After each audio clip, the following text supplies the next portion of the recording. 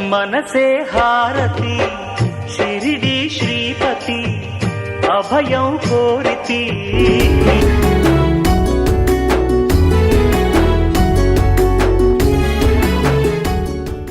మహాల్సపతి షిరిడీలో ఖండోబాలయ పూజారి.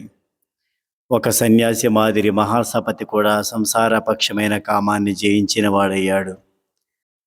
తాత్య పాటిల్తో కలిసి ద్వారకామాయిలో బాబా చెంతనే నిద్రించేవాడు. మానసికంగా శారీరకంగా సంసారాన్ని త్యజించినవాడు కాబట్టి ఇంట్లో నిద్రించేవాడు కాదు. ఇంట్లో ఉంటే ఇంటి వ్యాపారాలతోనే సమయమంతా గడపాలని భయపడేవాడు. 1886లో అతనికి ఒక్కగానొక్క కొడుకు మరణించాడు. అతడికి ఇంకా 3 కుమార్తెలు కూడా ఉన్నారు. అప్పుడు బాబా మహాల్సపతితో ఈ విధంగా అంటున్నారు: అరే భగత్, ఈ పకీరి మాట విను, ఇది ఎంతో సత్యం.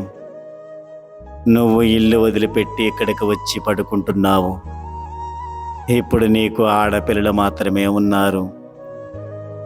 ఆడపిల్లలు చింతపండు లాంటివారు, కానీ కొడుకు మాత్రం మామిడి పండు లాంటివాడు.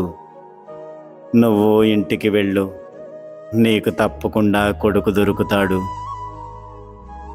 నా మాటలు ఎప్పుడు అబద్ధాలవవు. ఏనాటికి నన్ను విడబోకుమయ్యా సాయిరా, శ్రీ సాయిరా.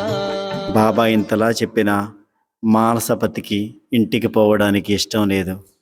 కానీ కాశీరాం బలవంతంగా అతని ఇంటి దగ్గర దిగబెట్టి వచ్చాడు. అప్పటి నుండి మహాల్సపతి ఇంటికి వెళ్ళడం ప్రారంభించాడు.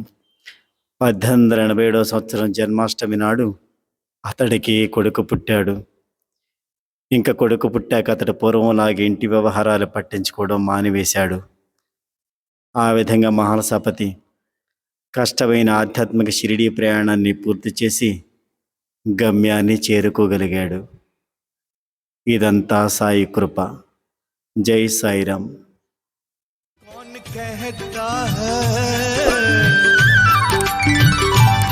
कौन कहता है साईं सोते नहीं बाबा सोते नहीं, आप यशोदा की तरह सुलाते नहीं, क्यों सुलाते नहीं?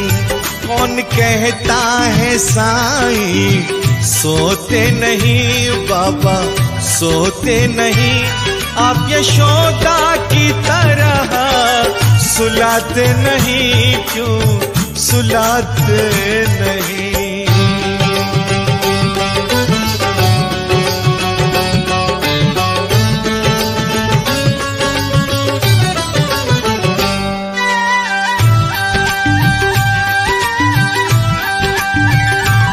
तात्या को तुमने तारा अपनी आयु देकर, श्यामा का जहर उतारा सटका पीट पीट कर।